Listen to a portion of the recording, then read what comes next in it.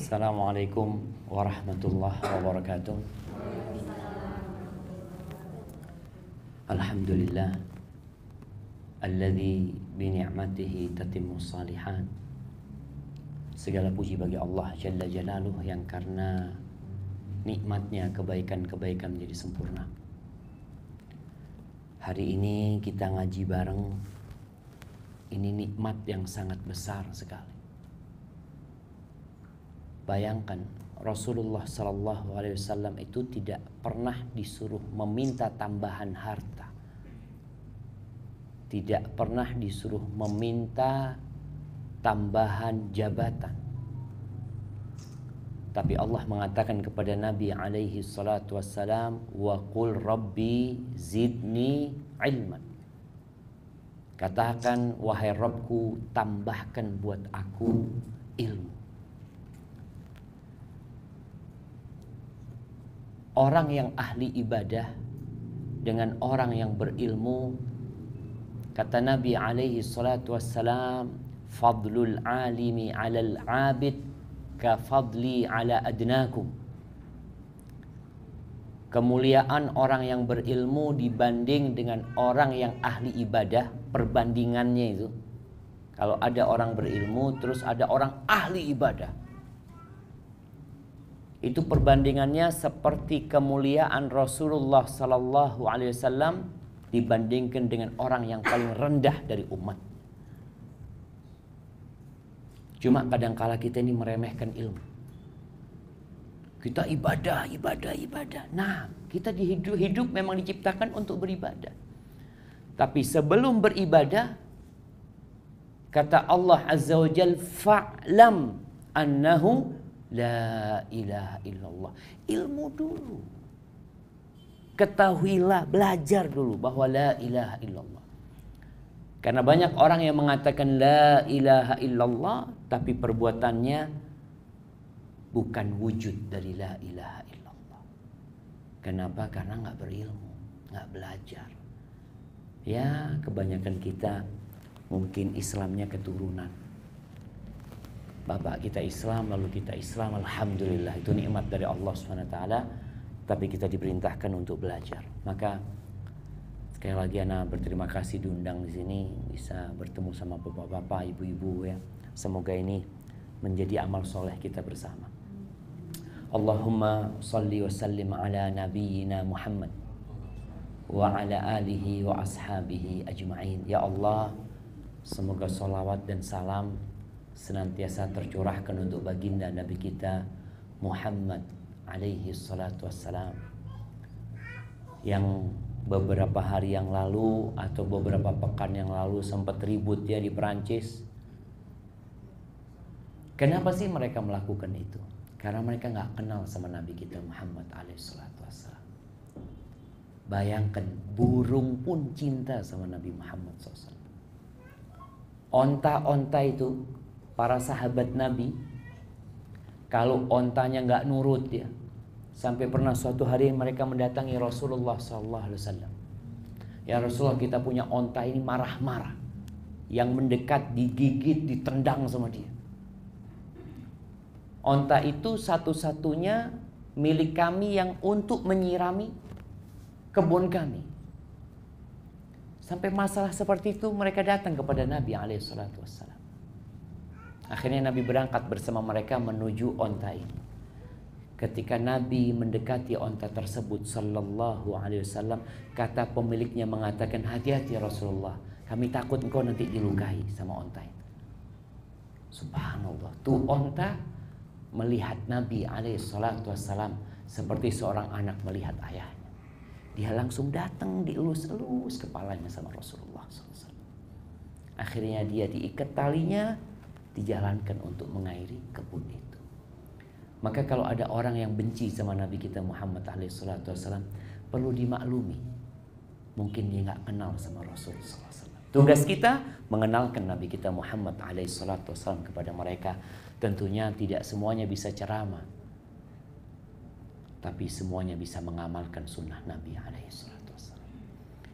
Semoga salat itu bersambung buat keluarga Nabi kita, buat istri-istri Nabi, Ibu-ibu nih kalau jadi istri Nabi kayaknya nggak ada yang kuat. Sebagian mungkin berpikir enaknya jadi istri Nabi alaihissalam. Ya, enaknya istri Nabi di dunia itu sallallahu alaihi wasallam jadi istri Nabi di akhirat. Itu enaknya. Jadi istri Nabi di dunia, semua istri Nabi di dunia itu adalah istri Rasul SAW di surga. Tapi nggak enaknya berjuangnya ketika di dunia.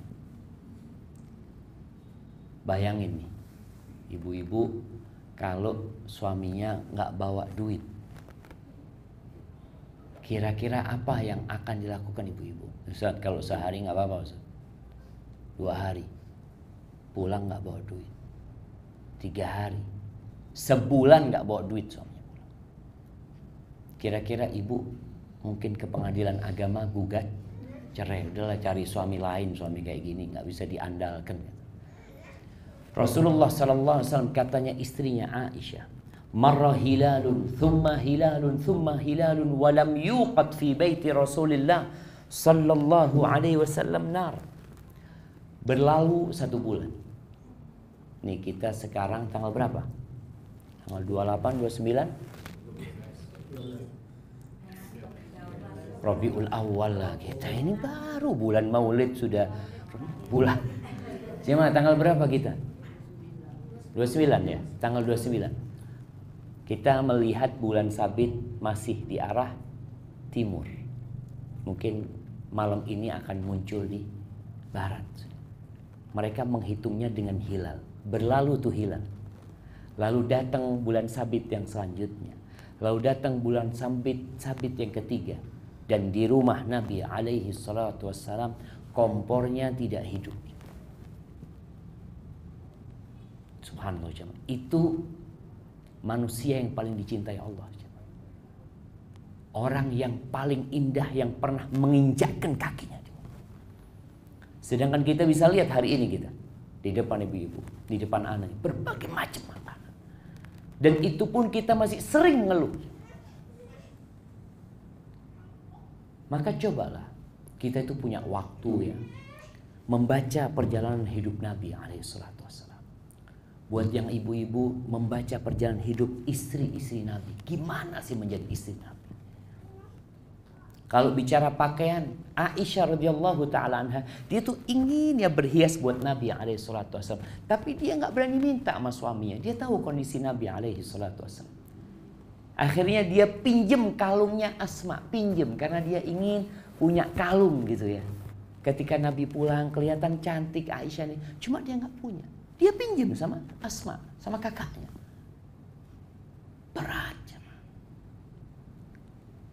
Dan pernah di rumah Nabi alaihissalam nggak ada makanan, Datang Nabi alaihissalam ke rumah salah satu istrinya, hal min ta'am, ada makanan. Kata istrinya, nggak ada kecuali air. Apakah istri kemudian teriak-teriak, marah-marah? Enggak. Lalu kata Nabi SAW, idzan ana shaim, kalau gitu hari ini aku puasa. Seperti itu. Pernah suatu malam Nabi datang tamunya di Masjid Nabawi. Yang namanya tamu biasanya dari luar kota. Jadi sebutan dhaif dalam bahasa Arab, kalau kita mungkin mendengar hadis memuliakan tamu selama 3 hari, itu memang tamu yang datang dari luar kota. Kalau dari dalam kota namanya zair. Orang lagi ziarah lah, lagi berkunjung ke rumah kita. Bukan bertamu. Karena kalau tamu haknya 3 hari 3 malam. Kita kasih kamar dia ya. Kita kasih makanan semua di sana selama 3 hari 3 malam. Ini tamunya Nabi SAW. Mau sholat Isya, Nabi sempat tanya. Beliau ngirim salah satu pembantunya, coba berangkat ke rumah istri-istri Nabi. Dicari satu persatu. Nggak ada yang punya makanan. 9 istrinya nggak ada yang punya makanan. Setelah itu laporan, ya Rasul nggak ada. Yang ada cuma air. Masa tamunya mau dikasih air? Lalu beliau bertanya kepada para sahabatnya, man yudayyifu dhaifa Rasulillah? Sallallahu alaihi wasallam. Siapa yang mau menjamu tamunya Rasulullah SAW? Ana ya Rasulullah. Abu Talha. Habis sholat Isya dibawa ke rumahnya. Istrinya Abu Talha ini, subhanallah ya, kalau bicara wanita ya, mungkin jarang wanita kayak istrinya Abu Talha. Namanya Ummu Sulaim, ibunya Anas bin Malik radhiyallahu anhu. Ketika Abu Talha mau menikahi Ummu Sulaim, Abu Talha masih kafir waktu itu. Ummu Sulaim, kau jadi istriku. Kau minta mahar apa sudah, aku kasih. Mau emas, mau perak, aku kasih. Kata Ummu Sulaim, ya Abu Talha, orang sepertimu nggak pantas ditolak. Baik Abu Talha, nggak pantas ditolak. Cuma yang jadi masalah, aku muslimah, engkau kafir, kata dia. Kalau engkau masuk Islam, aku ridho Islammu sebagai mahar. Masuk Islam Abu Talha. Sampai dikatakan mahar yang termulia itu maharnya Ummu Sulaim. Ketika sampai ke rumahnya, Abu Talha mengatakan kepada istrinya, Ummu Sulaim, akrimi dhaifa Rasulillah, engkau muliakan tamunya Rasulullah SAW. Ini bukan tamuku, gitu. Ini tamunya Nabi SAW. Jadi harus dimuliakan lebih daripada memuliakan tamunya kita. Apa kata istrinya? Ya Abu Talha, kita nggak punya makanan di rumah, kecuali makanan buat anak kita. Apa yang dikatakan suaminya? Sudah, engkau tidurkan anak-anak. Anak-anak itu kalau dibikin ngantuk, kadang-kala tidur, belum makan pun tidur. Kata Abu Talha, engkau bikin tidur anak-anak, makanan itu engkau siapkan, engkau suguhkan ke tamu.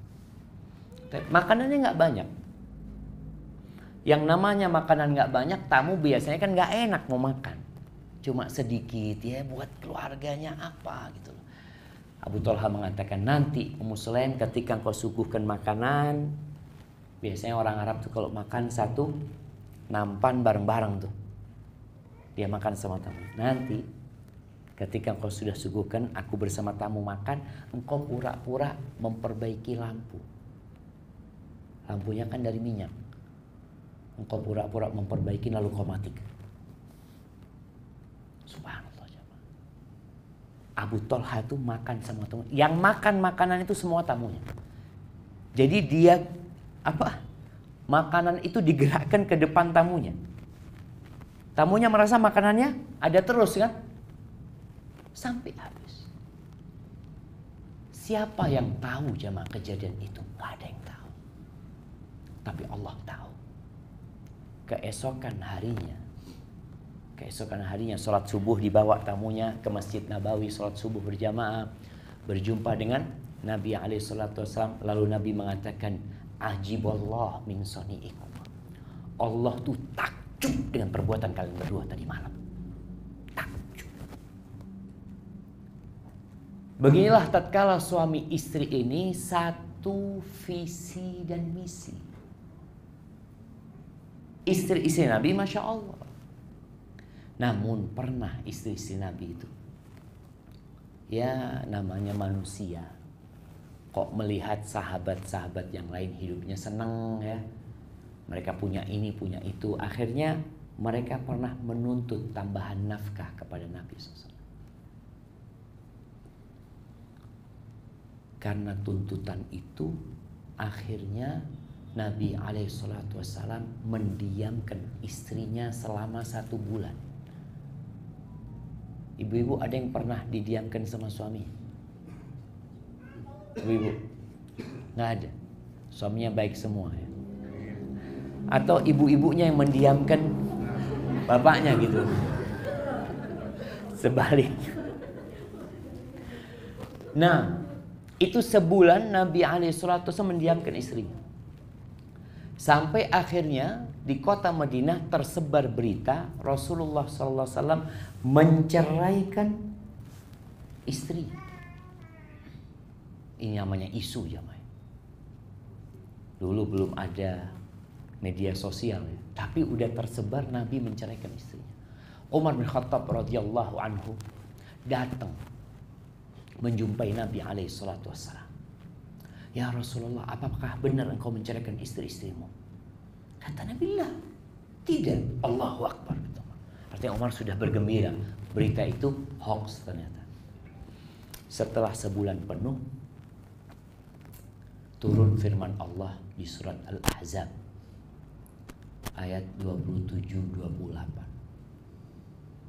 Mungkin sekarang yang punya handphone dilihat tuh, supaya kita nggak dengar doang. Kita ini dengar ustadz mantuk-mantuk gitu ya, mantuk-mantuk, nggak tahu ustadznya ngantuk apa-apa. Maka coba dibuka. Sekarang nggak ada alasan nggak punya Quran, semua di handphonenya ada Qurannya. Di surat Al-Ahzab ayat 27-28.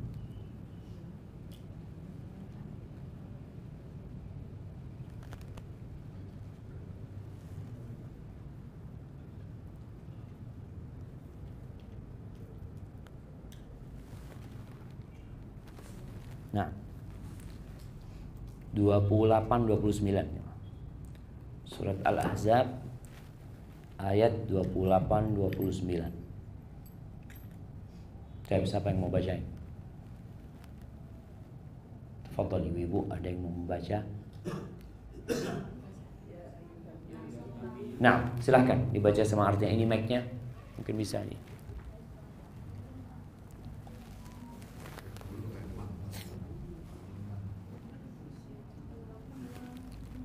A'udzubillahi minasyaitonirrajim. Bismillahirrahmanirrahim.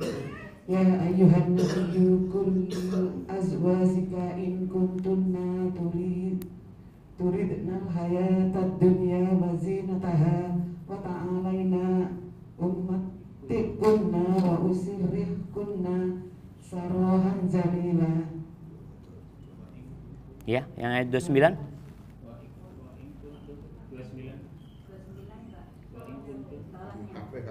Dibaca artinya enggak apa-apa. Dibaca artinya dulu enggak apa-apa.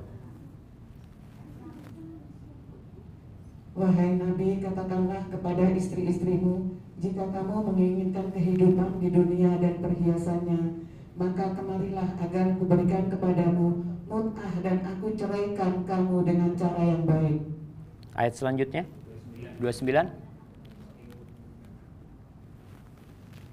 Bismillahirrahmanirrahim. Wa in kuntunna turidna Allah wa rasulahu wad-daral akhirata fa innallaha a'adda lil muhsinati minkunna ajran 'azima. Dan jika menginginkan Allah dan Rasulnya dan negeri akhirat, maka sesungguhnya Allah menyediakan pahala yang benar bagi siapa yang berbuat baik di antara kamu. Barakallahu fiik. Nah, bayangkan ya. Jazakallah khair, syukran. Itu Nabi alaihi salatu wassalam memanggil istrinya satu persatu. Dimulai dengan Aisyah. Ya Aisyah, dibacakan ayat ini. Engkau coba musyawarah sama bapakmu. Engkau memilih Allah dan Rasulnya atau engkau memilih kehidupan dunia? Kata Aisyah, ya Rasulullah, apakah perlu aku musyawarah sama bapakku dalam urusan memilih engkau atau kehidupan dunia? Enggak mungkin. Aku memilih engkau. Tapi apa kata Aisyah? Ya Rasulullah, tapi kalau istri-istrimu nanti tanya yang lainnya, jangan dikasih tahu ya kalau aku milih engkau. Subhanallah. Tapi kebanyakan kita itu memilih kehidupan dunia. Tadi Anda sampaikan suami istri ini harus menyamakan visi dan misi. Rasulullah SAW ketika membacakan ayat ini karena melihat ada visi yang sudah menyimpang. Awalnya ketika menikahin mereka visinya akhirat, tapi di tengah jalan visinya menyimpang, harus dimasukkan lagi. Maka suami istri perlu, kadangkala suami mungkin yang melihat istrinya seperti itu, atau istri yang melihat, aku punya suami Ustaz kok kayaknya udah lupa sama sholatnya, udah gak pernah ngaji lagi sekarang Ustaz. Habis isya pulang kerja gak balik-balik, malam balik-balik. Padahal dulu sering puasa Senin Kemis Ustaz, sering ngaji bareng, sholat tahajud bareng. Maka sang istri pun perlu duduk sama suami, ya bang, abang ini gimana? Mau kemana sekarang ini? Keluarga ini mau dibawa kemana sebenarnya? Maka ini penting. Dan kebanyakan kita menikah itu nggak sekolah pernikahan.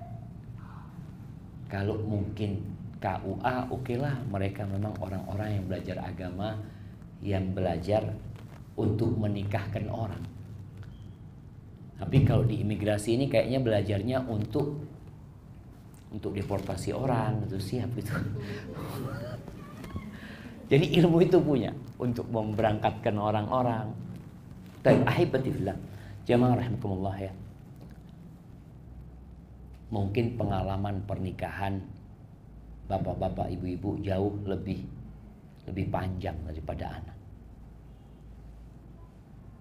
Tapi kalau secara belajar, mungkin anak belajar tentang apa sih kewajiban seorang wanita.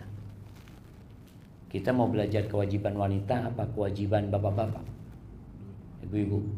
Bapak-bapaknya nggak banyak soalnya di sini, cuma 1, 2, 3, 4. Cuma ada 7. Taib. Yang jelas ketika ana berbicara tentang kewajiban ibu-ibu, Allah Azza wa Jalla mengatakan walahunna mithlul ladzi 'alaihinna bil ma'ruf. Perempuan-perempuan itu memiliki hak yang setara dengan kewajibannya. Jadi kewajiban perempuan ini juga menjadi haknya ibu-ibu atas para suami. Namun tatkala ibu-ibu, ana mau bicara kewajiban ibu-ibu bentar lagi. Tatkala ibu-ibu merasa, Ustadz, suami ana yang kayak gini kayak gitu, artinya ibu tidak mendapatkan hak sebagai seorang istri. Apa yang harus dilakukan agar rumah tangga ini tetap berjalan? Tatkala ibu-ibu tidak mendapatkan apa yang diinginkan, minta haknya sama Allah SWT. Ini yang kadang-kala kita lupa. Ketika Rasul SAW menceritakan akan ada pemimpin-pemimpin yang zalim, akan ada pemimpin-pemimpin yang zalim, pemimpin-pemimpin yang pilih kasih, pemimpin-pemimpin yang dia meminta haknya kepada rakyatnya tapi tidak melaksanakan kewajibannya. Apa kata Nabi SAW kepada para sahabatnya? A'tul ladzi 'alaikum. Berikan hak-hak mereka yang itu kewajiban kalian. Udah, berikan. Terus kita ya Rasulullah, kalian minta hak kalian sama Allah Subhanahu wa taala. Ketika kita punya prinsip itu dalam rumah tangga, jadi tidak selalu menuntut hak kita. Laksanakan kewajiban, urusan hak nggak dikasih sama suami, minta sama Allah Subhanahu wa taala. Allah tuh lebih baik daripada suami ibu-ibu. Kita itu kalau berharap sama manusia yang ada sakit hati, loro hati. Dan ana rasa ibu-ibu sering sakit hati sama suaminya. Sering apa enggak ibu? Enggak tahu, ibu-ibunya malu gitu. Tapi kalau bapak-bapak sering sakit hati sama istrinya, kadang kala gitu kan. Nah, barakallahu fikum. Taib. Hak yang pertama, hak suami berarti kewajiban ibu-ibu. Perempuan itu harus taat dan patuh sama suami. Wajib. Masya Allah, tuh bapak-bapaknya. Itu sebuah kewajiban. Bukan hanya ke manten baru. Biasanya dulu waktu masih manten anyar, Masya Allah, denger taat sama suami gitu kan. Setelah lama-kelamaan kayaknya hilang itu. Mulai berani bantah sama suami. Maka ibu-ibu, sami'na wa ata'na. Dapat apa Ustaz kita kalau sami'na wa ata'na? Kata Rasul SAW, idza shallatil mar'atu khamsaha. Kalau wanita sholat yang 5 waktu, udah gak sholat sunnah, cuma sholat wajib aja dia. Wasamat syahraha, dia puasa di bulan Ramadan, selesai, dia hanya Ramadan, gak ada puasa Senin Kemis sama sekali. Puasa di bulan Ramadan. Yang ketiga, wa ata'at zaujaha, dia taat sama suaminya, taat patuh sama suaminya. Yang keempat, wa hafizat farjaha, dia jaga kehormatan dirinya, dia jaga kemaluannya.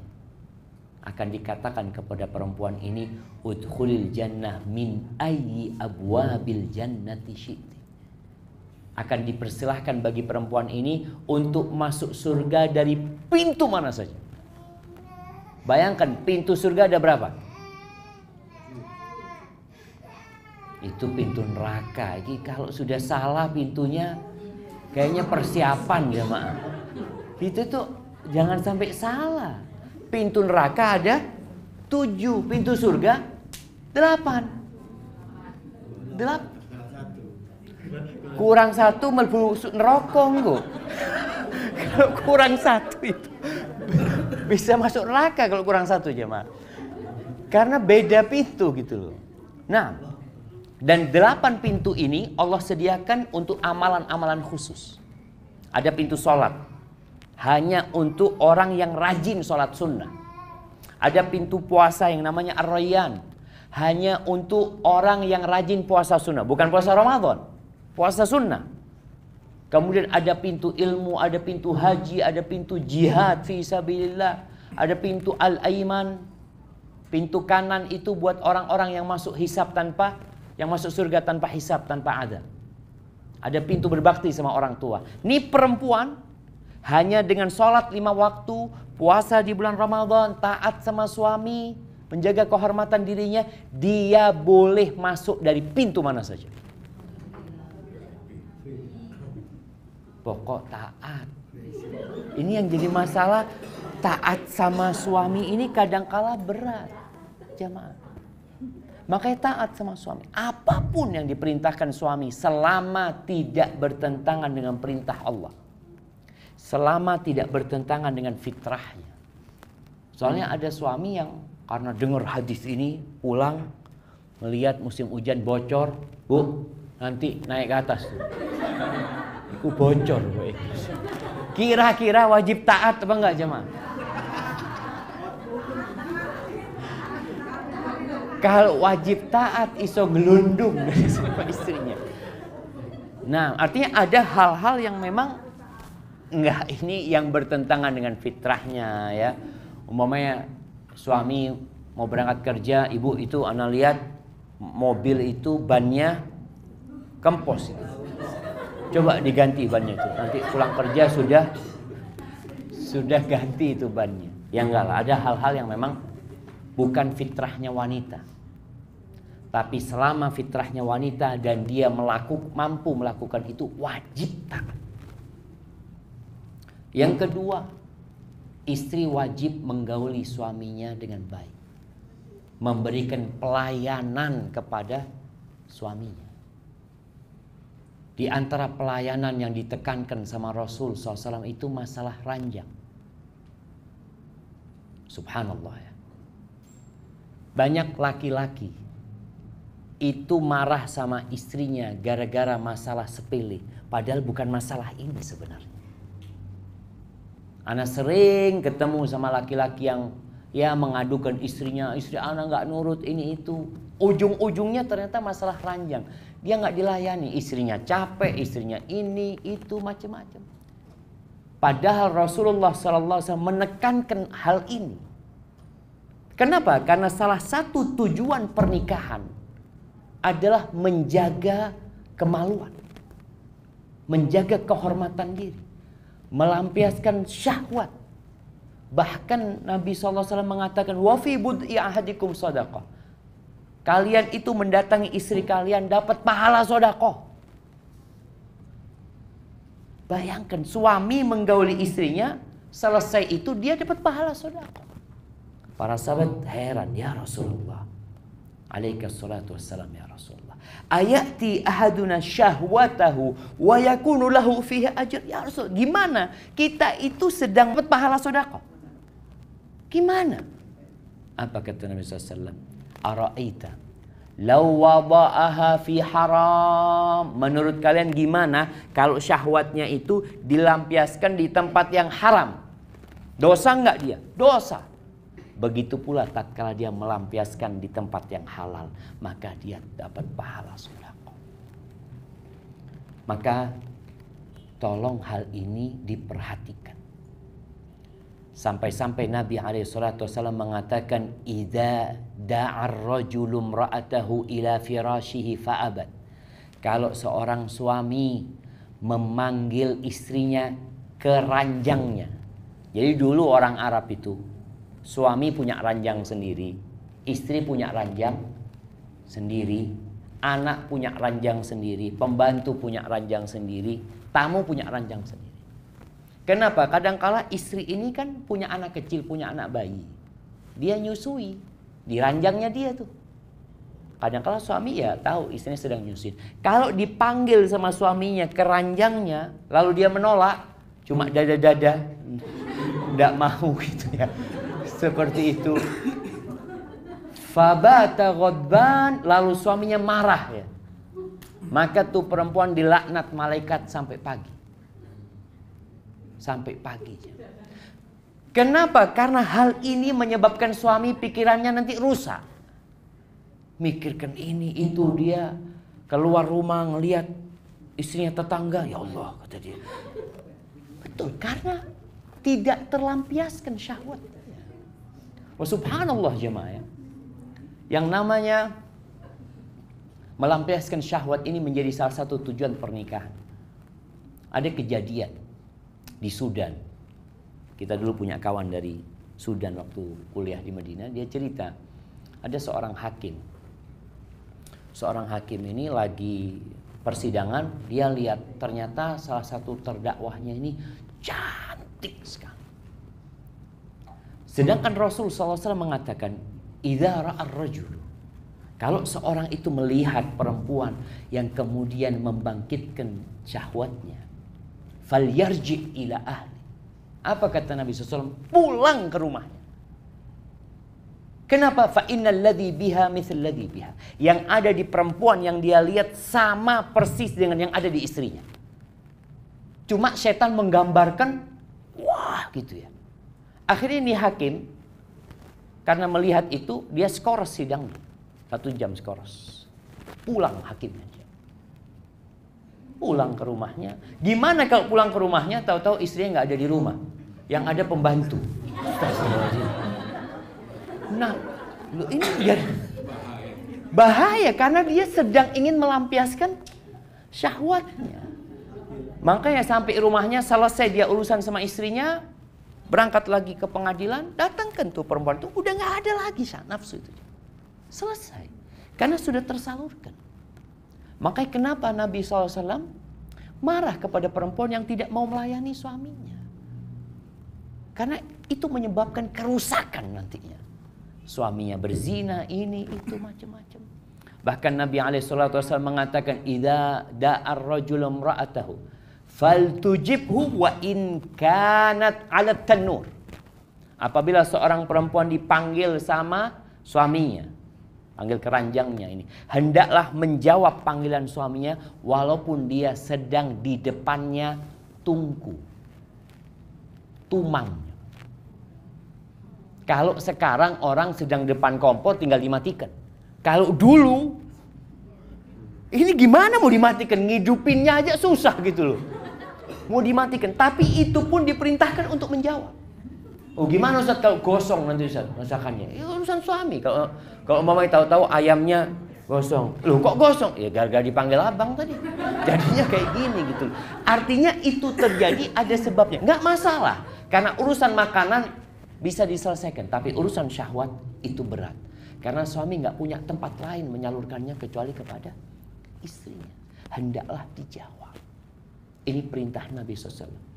Dalam hadis lain dikatakan, wa in kanat ala qatab, walaupun perempuan sedang di atasnya onta.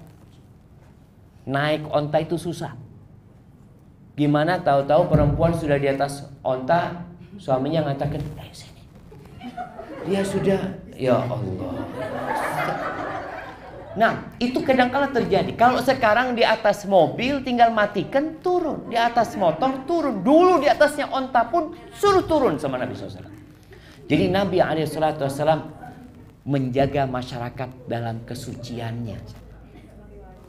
Baik, itu masalah yang perlu diperhatikan oleh wanita. Yang ketiga, Bicara hak suami ini, hak suami harus dilayani dengan benar juga dalam urusan penampilan istri. Ketika Nabi ditanya alaihi salatu wassalam, man khairun nisa, siapa wanita yang terbaik?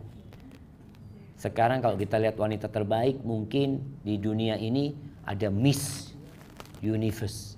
Indonesia ada Miss Indonesia, di Jawa Timur ada Miss. Mereka bukan orang baik-baik sebenarnya. Karena orang baik itu adalah yang menjaga kehormatan dirinya hanya untuk suaminya.